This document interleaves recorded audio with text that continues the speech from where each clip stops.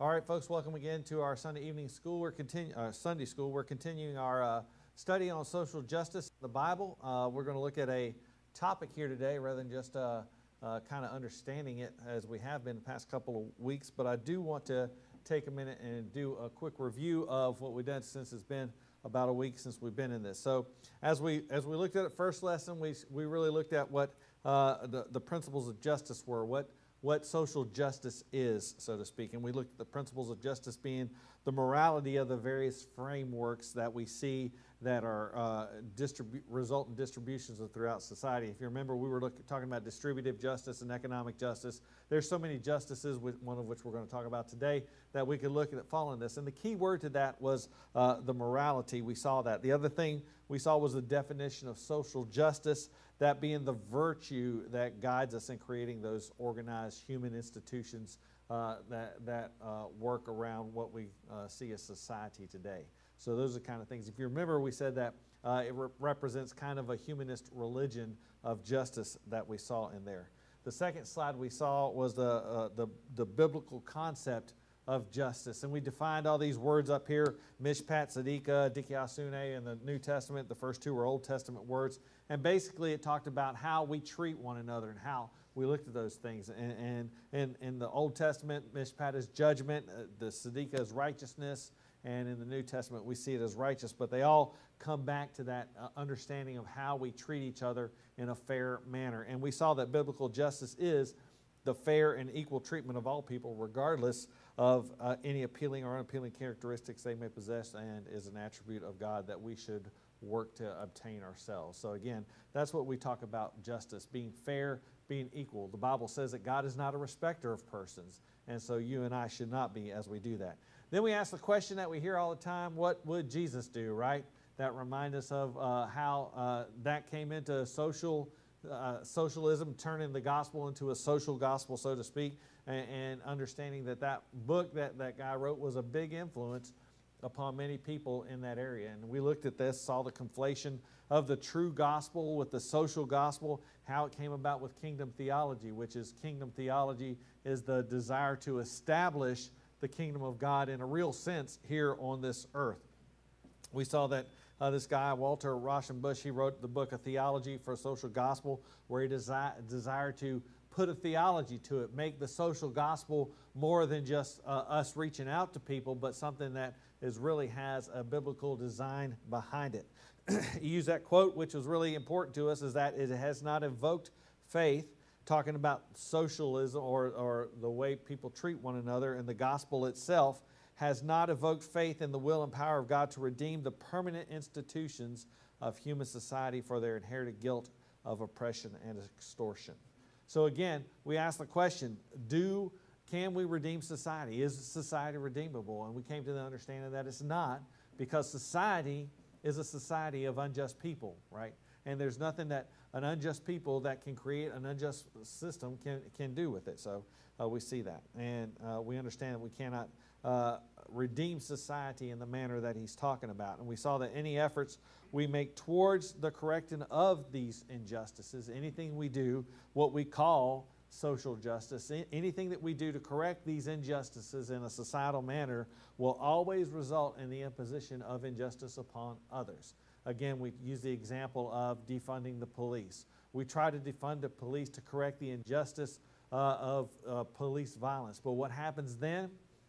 Injustice is imparted upon the rest of the population who no longer enjoy police protection. So I'm not going one way or the other with that in a political sense.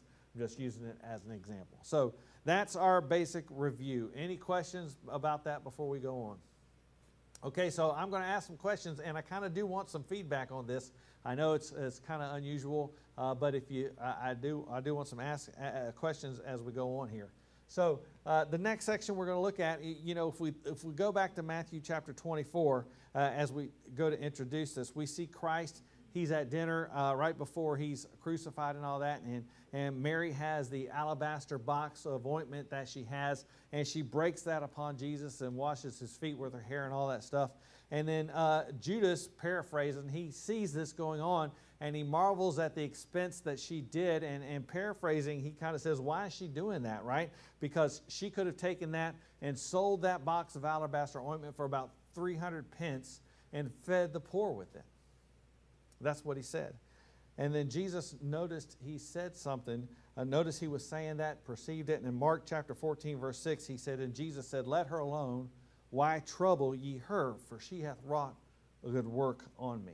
Don't go there yet. Don't go there. Don't go there yet. I see people looking to their Bible. I want to ask a question, right? So he said, let her alone. Why trouble ye her? She hath wrought a good work on me. Who can tell me what is the very next phrase he said?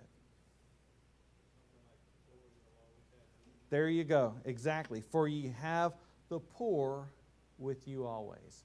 For ye have the poor with you always. What do you think about when he says that? What's in your thoughts when he says that? For ye have the poor with you always. He was basically saying that what she had wasn't going to really count a lot. There was always going to be poor people around. What she was doing was for him. Exactly. Yep, brother? I think he was just implying he's not going to be around very much longer than what he's saying. Yeah. You'll have the poor always. Meaning, the other side of that coin is, I'm not going to be here Right. always. So for you in the audience who might be listening online, what the feedback is that they recognize, or that Christ has said that, the poor are going to be here. There's nothing you can essentially do. They're going to be here always. But she is taking this opportunity to anoint whom she is assuming is her Lord and Master. So that's kind of the feedback there. The other thing we ought to think about, again, is the fact that he says the poor you have with you always. They'll always be there. You'll never get rid of them, right? Though we may try and we may do a lot of things, the poor are with us always, and we understand that. Here's some facts. Now, no matter what side of the argument you're on this, these are just straight facts. And, there we go, some facts. I forgot to put that in there. So here's a slide. Can everybody read it pretty well? It's close enough. So it says a couple of things. The top 10% earn 9 times that of the bottom 90%. The top 10% earn 9 times that of the bottom 90%. That's a lot of money, and that's we're looking at these people right here, right? So we see that. And then the top 1% earn 39 times that of the bottom 90%. Almost 40 times the bottom 90%. That's that top right there, the top 10%, right? And then the top 0.1%, 0.1%, they earn 196 times that of the bottom 90%. So the top 0.1% earn almost 200 times of what the bottom 90% earn. Any questions about that before we move on?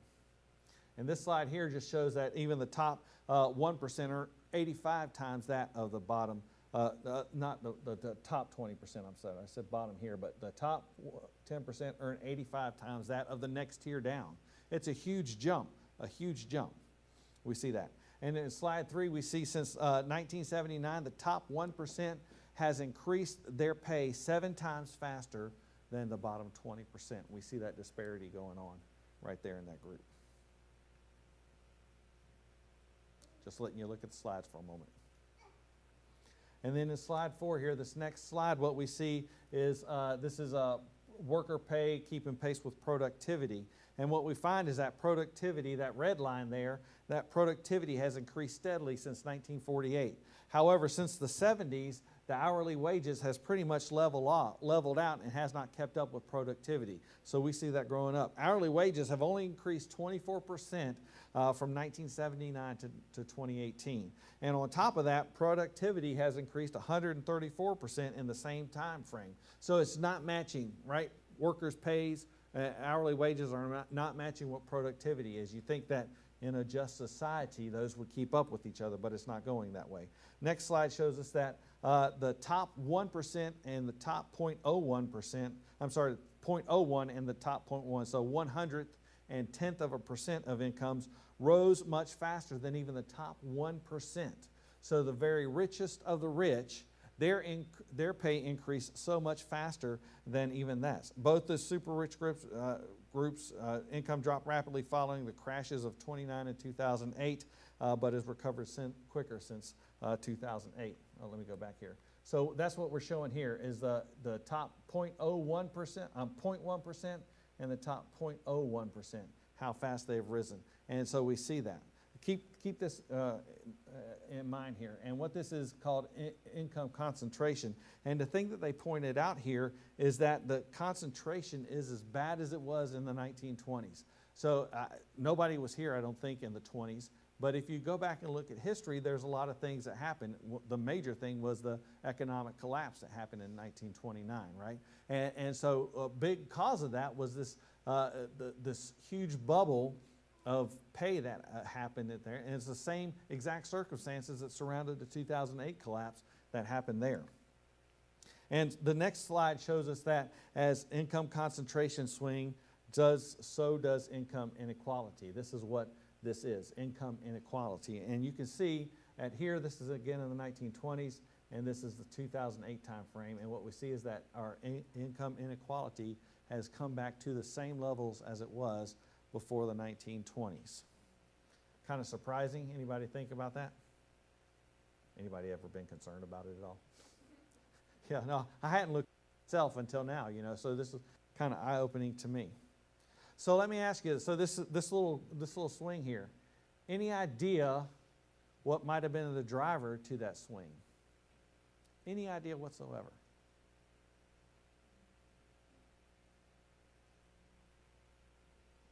Unionization.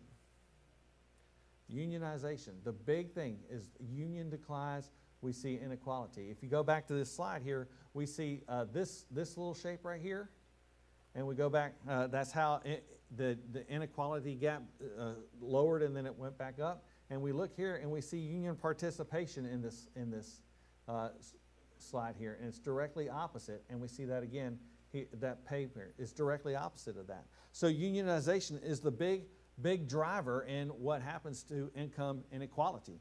Kind of surprised me as I looked at, right? In response to those inequalities, labor unions rose, and there was a lot of reforms that were available, or opportunities were taken care of to make reforms following that crash. And so there was a lot of social reforms, progressive policies put into place, fair taxation. They taxed the rich and they undertaxed the poor to kind of get those levels back into a manageable level, and we saw that. And on top of that, in the 70s, we saw union strength grow throughout and grow up to that point. And then following the 70s, the union strength eroded, right? As people, I have my own theories behind it. I couldn't find anybody who said this, but after the 70s, you had increasing taxation. People wanted more of their money.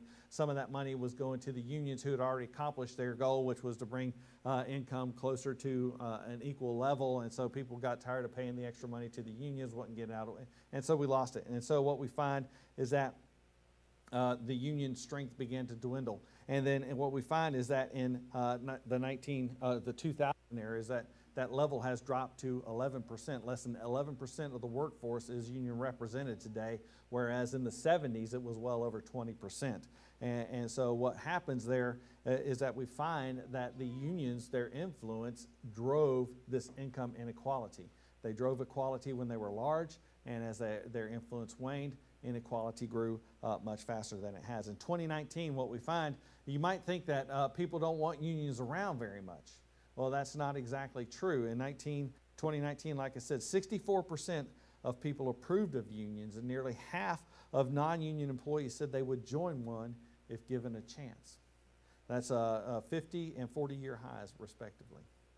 So over half of the people who work in the workforce today said they would join a union if they had the opportunity to do so. That's, again, kind of surprising because we hear exactly opposite of that. You know, and if it costs me money out of my paycheck, I'm already paying a lot of money in taxes. You know, is that going to be a good investment for me? So those are real questions. And that was a real surprise to me as I looked at this. Again, the union influence. 3 men in the United States own as much wealth as the bottom half of the United States. 3 men own that. The U.S. exhibits a wider disparity in wealth inequality than any other developed nation, right? To that point, again, these three people own more, hold more wealth than half of the United States themselves. An interesting fact that shows how fast this wealth disparity is growing. In 2018, that number 3 was actually 42. It took 42 people in 2018 to own as much wealth as the bottom half of the United States. After 28, at this point, it's only 3. That's how fast this disparity is rising. Another interesting point, which we really kind of empirically understand, is that the coronavirus, the pandemic, has done a lot to concentrate the wealth of these 3 people. Think about how much money you spent in the last year on Amazon. Warren Buffett, I'm just going to leave that alone. But the pandemic has done has given these 3 people a big boost, right? So that it's kind of, here's another interesting, this is just for fun, right? This is how we see income concentration in these 3 people, how their wealth grows. Sam Walton was the first person who was a mega in 1984. And then Bill Gates, and then we see it going on, dot-com bubble burst, and then Bezos replaced Gates. And then they got divorced, and now Bezos' wife replaced him. So, yeah, exactly. So now, instead of Bezos and Gates, it's going to be their wives who are the most rich. So now it's top 6 people who are own the most. But regardless, we see that thing. We see all these disparities, and we see that. And now if we go back to what Christ said, "For you have the poor with you always." How has seeing what you just saw changed the thought process about what you're reading here now again? We had an opinion at the beginning, and we saw all this income inequality stuff.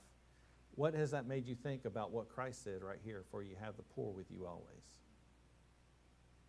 I'm not trying to sway your opinions politically one way or the other. I'm just trying to make you think, right? Has your thought changed about what Christ said right here? "For you have the poor with you always." What's that? Yeah. Especially compared to the top 3 people, right? It don't matter how much money is made in this room, we are still poor compared to them, right? But you know, you ask yourself that question. It is an honest question. With what we see here and the things that are talked about, has our opinion changed at all? I'm not trying to make you change your opinion, just trying to make you think, right? So again, in case you haven't figured it out, our topic today for social justice is income inequality. Income inequality. Now, I'll come out and say I'm talking about this in aggregate. So I'm not looking at the income differences between races. I'm not looking at income differences between men and women. I'm not looking at those sorts of things. I'm just putting income inequality out there as a topic, not as a particular thing. So if you want to know those sorts of things, I don't have those answers for you. So what is income inequality? It's the extent to which income is unevenly distributed in an uneven manner among a population. So how much one person or a group of persons makes in relative to another group of people. Just so we know what the poor is, the definition of poor is lacking sufficient money to live at a standard considered comfortable or normal in a society. And then finally, poverty is the state of being extremely poor. We all kind of recognize those on the surface. Who knows what the federal poverty line is for a family of 5? Any guesses? For a family of 5? Yeah.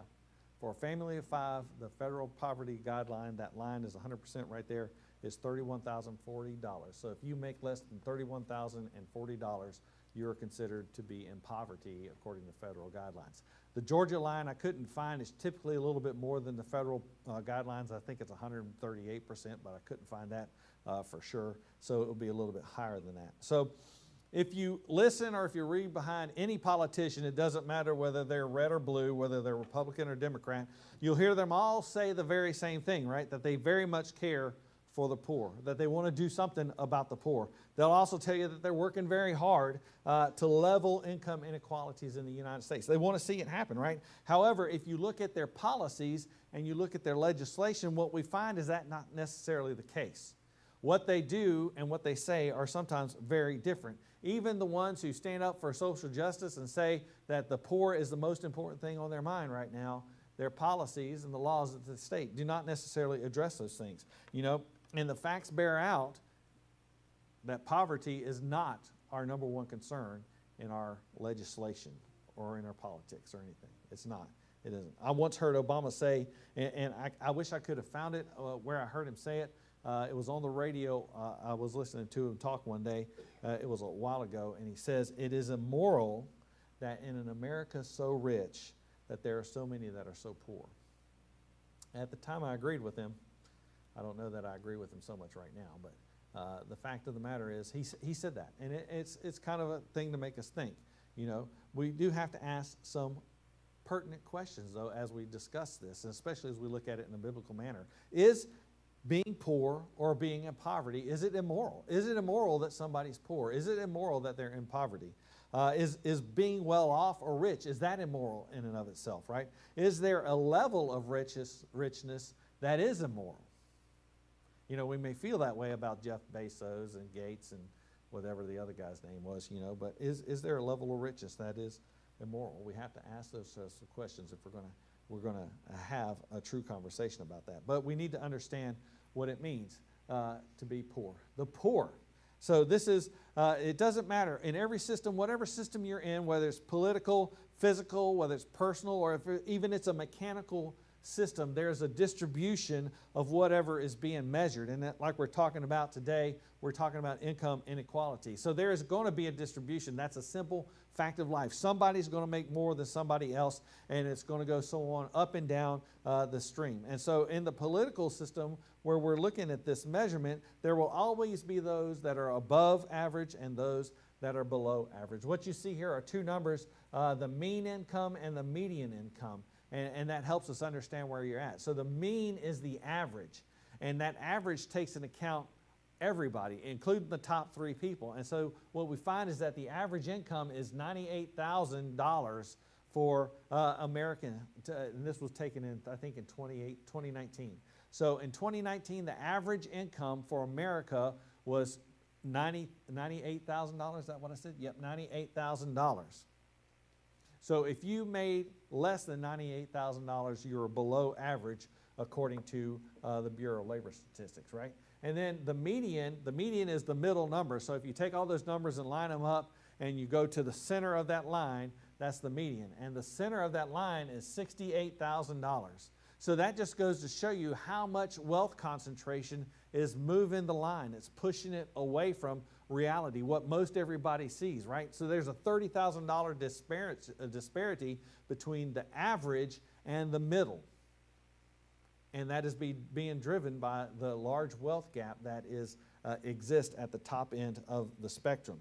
And so that inequality we allow, that we talk about, becomes the judgment of the morality of that system. So we don't necessarily think that being poor or having poverty in our country is immoral in itself, and we kind of arbitrarily set the morality of it, but depending on how we allow that inequality to exist, right? And so the question remains is, are we ever going to get rid of the poor in society? And the answer to that is obviously no. But aside from what Christ has already said, which is you will have the poor with you always, we know that God acknowledges fact basically from the beginning of time.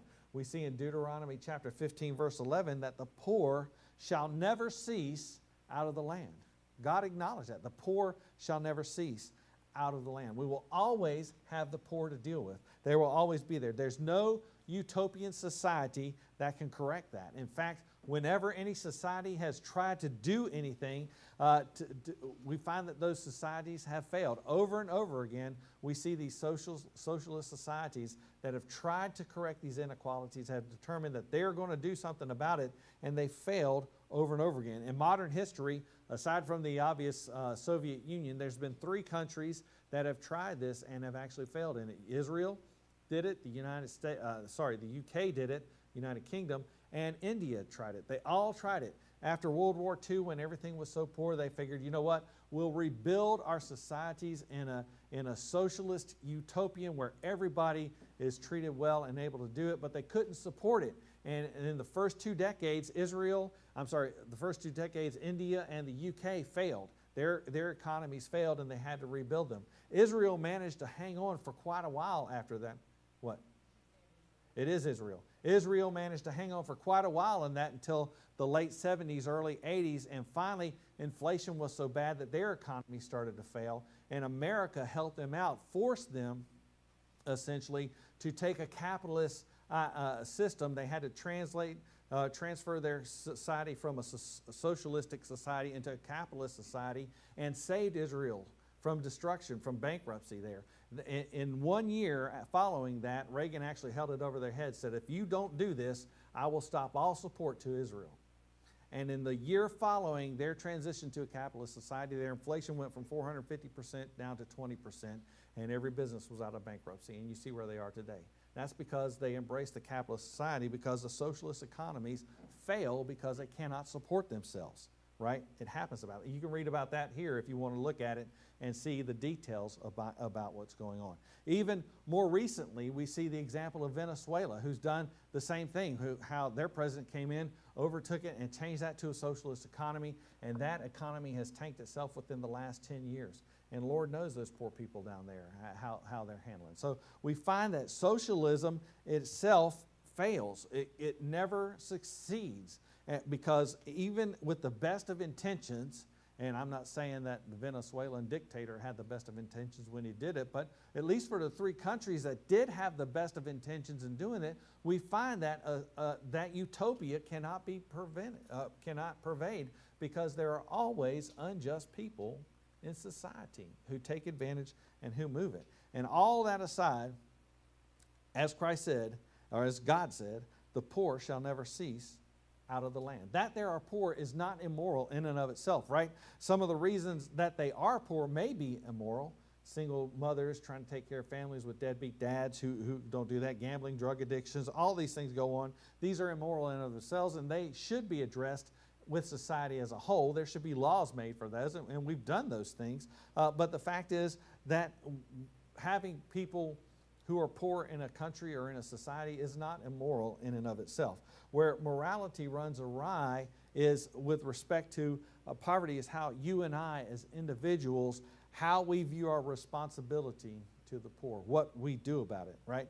In the verses I quoted before, I purposely only took part of them because I wanted us to think about something, and then I want us to realize the responsibility for it, right? Mark chapter 14, verse 7, which is where I quoted Christ saying, for ye have the poor with you always. He goes on to say, and whensoever ye will, ye may do them good, but me ye have not always. Whensoever ye will, ye may do them good. The middle point of that verse is what's often glossed over, right? Well, I've heard many people talk about the fact that Christ had that alabaster box broke on his feet, about the act that Mary did and the things that he did. But I don't think I've ever heard anybody talk about whensoever you will, you may do them good, right? Christ's point in this, though it is definitely not the overall point of the passage, is that individually that we have the opportunity, and as we'll see, we have the obligation to care for the poor. We ought to do that. I meant to tell you to flip over to Deuteronomy, because we're going to look at the whole of chapter 15 there real quick of that passage. But Deuteronomy chapter 15, if you flip there real quick, give you a chance to get there. Deuteronomy chapter 15, we'll start in verse 7 and we'll read through verse 11. If there be among you a poor man of one of thy brethren within any of thy gates in thy land which the Lord thy God giveth thee, thou shalt not harden thine heart, nor shut thine hand from thy poor brother, but thou shalt open thine hand wide unto him, and shalt surely lend him sufficient for his need in that which he wanteth. And I just want to put out right here, that word wanteth is not a desire. It means a lack, that which you want, which you lack. So just because you want a PlayStation 5 and you don't have the money to buy it doesn't mean that I should buy you a PlayStation 5 because you feel poor because you don't have a PlayStation 5. That's not the point. It's a lack is what he's talking about. But thou shalt open thine hand wide unto him, and shalt surely lend him sufficient for his need in that which he wanteth. Beware that there be not a thought in thy wicked heart, saying, the 7th year, the year of release is at hand, and thine eye be evil against thy poor brother, and thou givest him not, and he cry unto the Lord against thee, and it be sin unto thee. Thou shalt surely give him, and thine heart shall not be grieved when thou givest unto him, because that for this thing the Lord thy God shall bless thee in all thy works, and in all that thou puttest thine hand to do. For the poor shall never cease out of the land. That's the verse we quoted.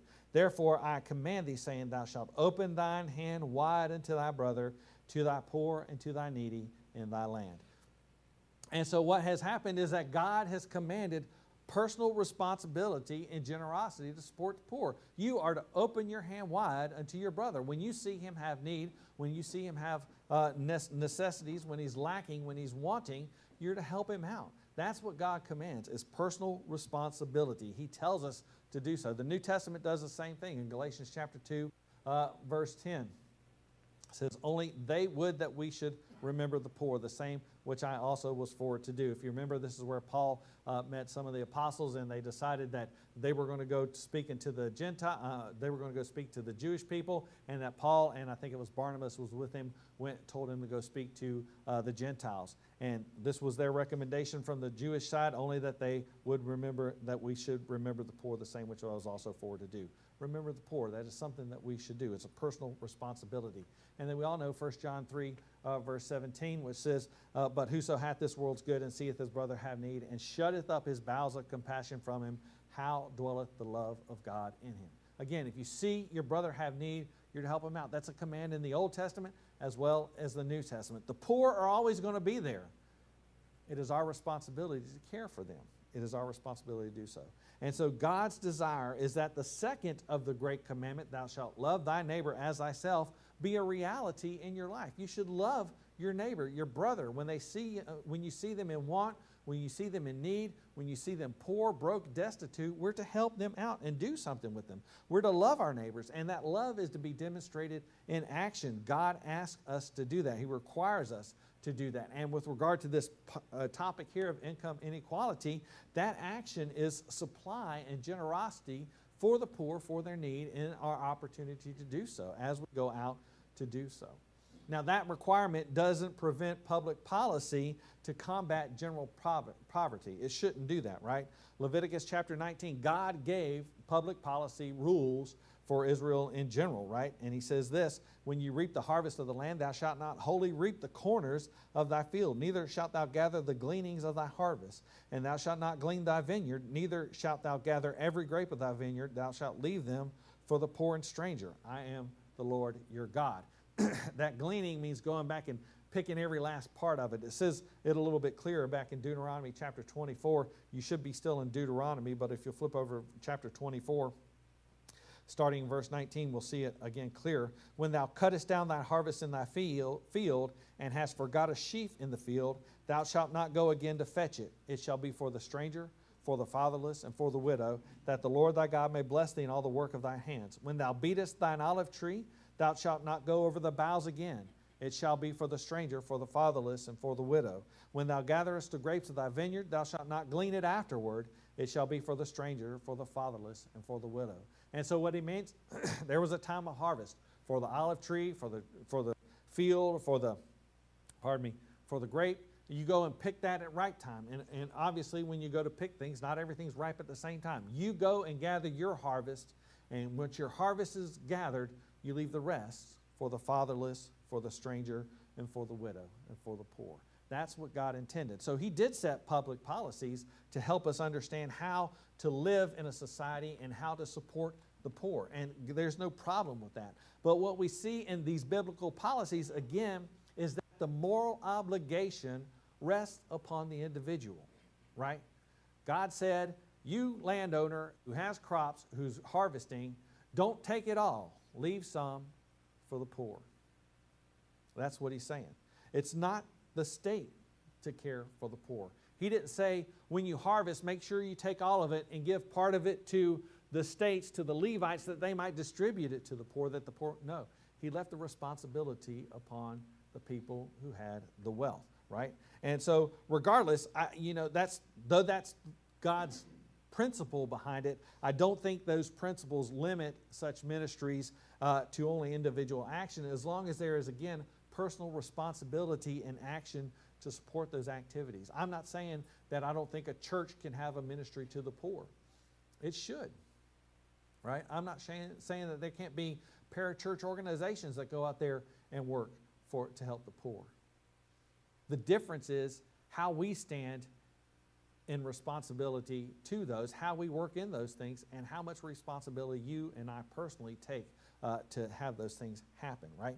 And so that really then begs the question, what's wrong with social programs that do the same, right? Food stamps or whatever it's called today. When I grew up, I was poor. I mean, I was dirt floor poor, and I'm not kidding when I say that. The houses I lived in had broken windows, and I could see through most of the floors to the dirt that was underneath of them. I know what food stamps look like. I grew up with it when it looked like Monopoly money. I don't know if you ever saw that, but that's what food stamps were. And I bought many a grocery on food stamps, and I'm not ashamed to say that because I understand, well, times back then were different, and so you had a standard that you believed in. You accepted help when you needed, and you worked as hard as you can to get out of that rut. That was the American dream. That's not quite exactly the same it was again as it is today, but that's the way it was when I grew up. So I know what it means to be poor. I know what it means to need help. I know what it means to have help and do that. But I also know what it means to have to get out of that and grow out of that. But again, those public policies, again, should not take away from our personal responsibility to care for it, right? The problem with those public policies are the failures that lie in the administration and again, the personal responsibility of those. Human systems are, once again, unjust. They're fallible. Things are run by fallible people, and they're subject to fraud. It happens all the time. You don't have to look too far to see that happen. Take, for instance, the Social Security system, right? Anybody here concerned that they're not going to get their Social Security check when they turn of age? The fact is, the Social Security Administration has come out and said that if you are 55 or today or younger, you may or may not get a Social Security check when it's time for you to retire.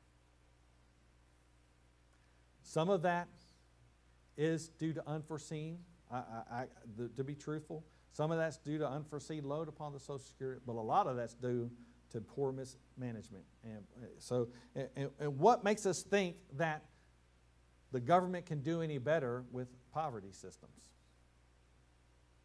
Because my Social Security ain't going to be here when I retire. So I'm a little concerned about that, right?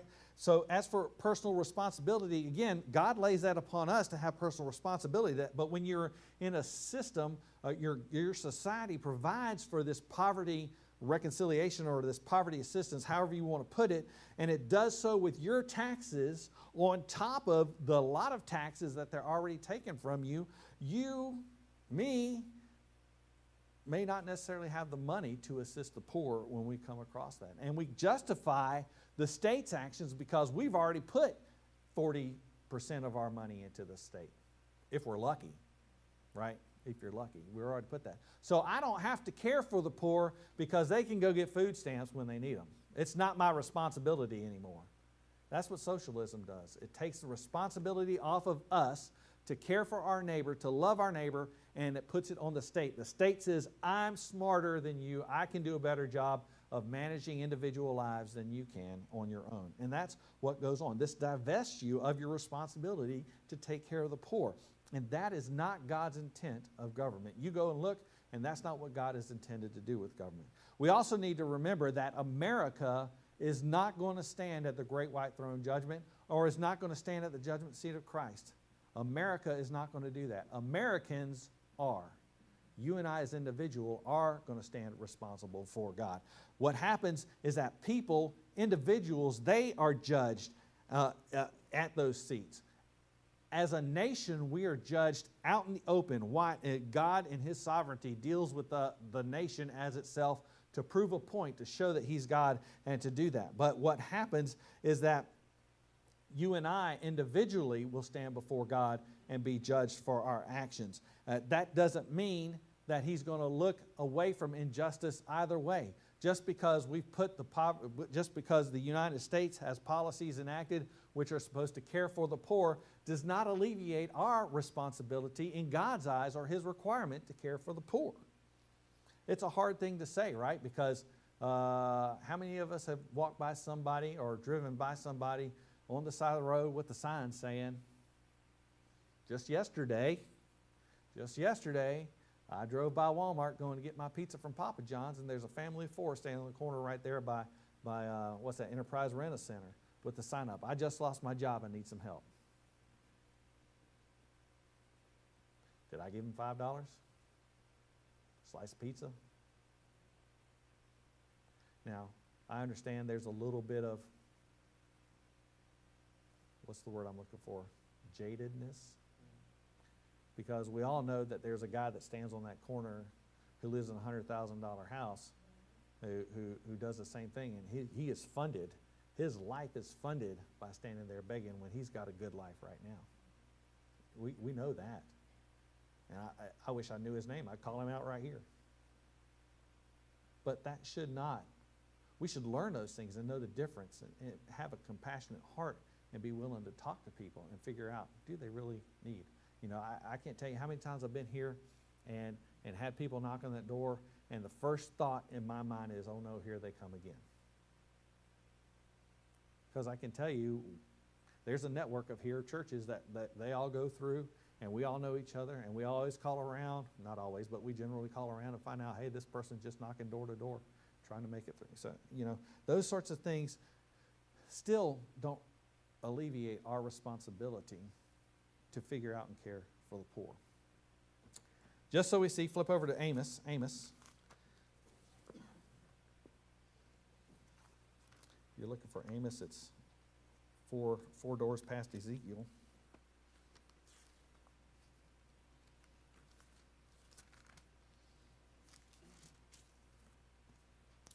Amos chapter 2. In Amos, we find that Israel is in much the same conditions that exist in America today, right? Under Jeroboam II's reign, Israel had relative peace from its neighbors.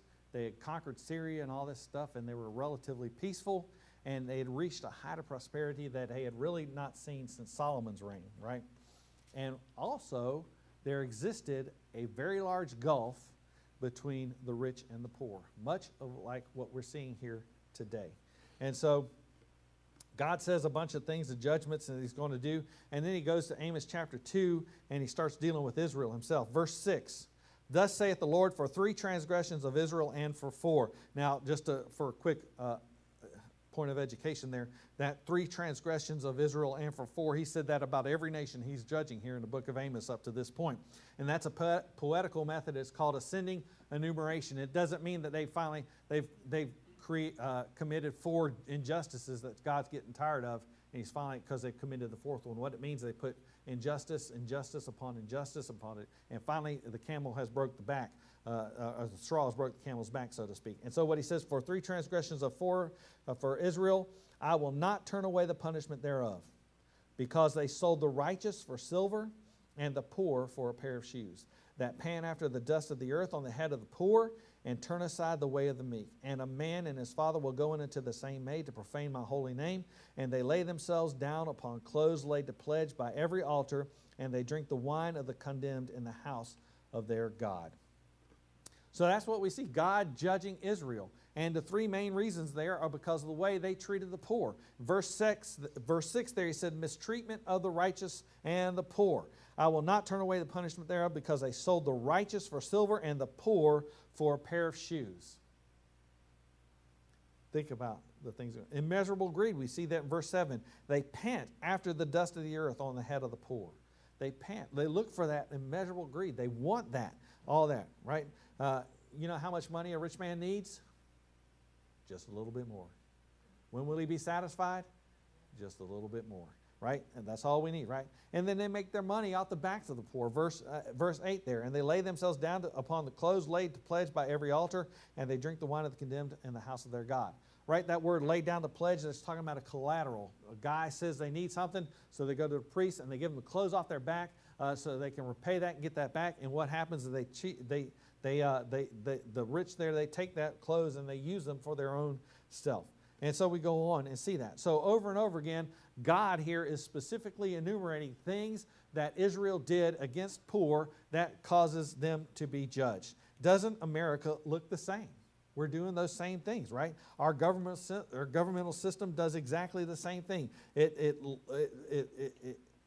takes away from the poor, or it says it doesn't, but in the long run, all the taxes and all that stuff just reduces the earning capabilities, and it keeps on doing that today, and it's getting even worse as we're pushing towards these socialist policies that are taking hold. And we've lost this personal accountability that we're supposed to have for the people around us as we allow this unjust system to enact the will of a perfectly just God. And so he is working that way. Flip over to Matthew chapter 25. I'm trying to get there because I see I'm running out of time. Matthew chapter 25.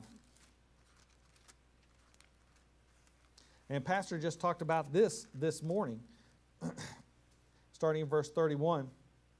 When the Son of Man shall come in his glory and all the holy angels with him, then shall he sit upon the throne of his glory, and before him shall be gathered all nations, and he shall separate them one from another, as a shepherd divideth the sheep from the goats, and he shall set the sheep on his right hand, but the goats on the left. Then shall the king say unto them on his right hand, Come, ye blessed of my Father, inherit the kingdom prepared for you from the foundation of the world. For I was an hungered, and ye gave me meat. I was thirsty, and ye gave me drink. I was a stranger, and ye took me in. Naked, and ye clothed me. I was sick, and ye visited me. I was in prison, and ye came unto me. Then shall the righteous answer him, saying, Lord, when saw we thee an hungered, and fed thee, or thirsty, and gave thee drink? When saw we thee a stranger, and took thee in, or naked, and clothed thee? Or when saw we thee sick, or in prison, and came unto thee? And the king shall answer and say unto him, Verily I say unto you, inasmuch as ye have done it unto one of the least of these my brethren, ye have done it unto me. And he also accounts for those in the next part of that passage, for those who did not do the same thing. But here what we see in this passage are those that are classified as blessed in verse 34 and cursed, the other half, which we didn't read in verse 41. But what's important to us is what's found in verse 37. He says again, Then shall the righteous answer him, saying, Lord, when saw we thee an hungered, and fed thee, or thirsty, and gave thee drink? And again, this righteous is the word we saw at the beginning of the review, this dikaiosune, right? It's the short here, the dikaios, which is the righteous. This is the same word we've been talking about, being just. And so here in the biblical context, as well as what we're talking about in this lesson, it's not the definition of purity that needs to be assigned to this righteous, but the definition of just, right? Inasmuch as ye have done it unto the least of these my brethren, ye have done it unto me. And that's what God's talking about, being just to the people around you, providing for them. And in this case, we're talking about providing for the poor. So my question to us is, what have we done to help our fellow man? What have we done to help our fellow man? Have we opened wide our hand to the poor? Have we done that? Are we trusting in a broken, this unjust system to do the will of our God? We've lost our sense of responsibility for the poor, right? And so we need to correct that. We need to have compassion. We need to love our neighbor as ourselves. We need to do the second of the great commandment. We need to take responsibility, and we need to understand the privilege that we have of going out and serving God in that way, of helping the underprivileged. Camden ranks 47 out of 159 counties in Georgia that are in poverty. 15.8% of this county lives in poverty. That's below the state average of 14.3%. What are we doing to help that out? How are we doing it? You know, this church has programs. We go out with outreach. But what are we doing to help people? What are you doing to help people? How are you investing your money wisely in God's economy? Are you opening your hand wide to feed the poor? The question is, what will we do? What are we going to do? I'll leave you with this verse, Amos chapter 5, verse 24. Oh, I left quite a bit off, didn't I? Amos chapter 5, verse 24. But let judgment, Miss Pat, the justice we talked about, run down as waters, and righteousness, Siddiqah, as a mighty stream. That's what we need to do. We need to apply these principles to our lives and live them out and let people see our Lord in our lives. Any questions or comments before we close? Lord, we do thank you for this day again. I pray that you would just help us to take these lessons to heart. Help us to apply it to our lives. Help us to be compassionate again. Help us to be concerned for the people on the street. And Lord, as your word says, open our hands wide to their need. Help us to see that. Help us to be convicted and help us to love them, Lord. Not forgetting the importance of giving the gospel, but also not minimizing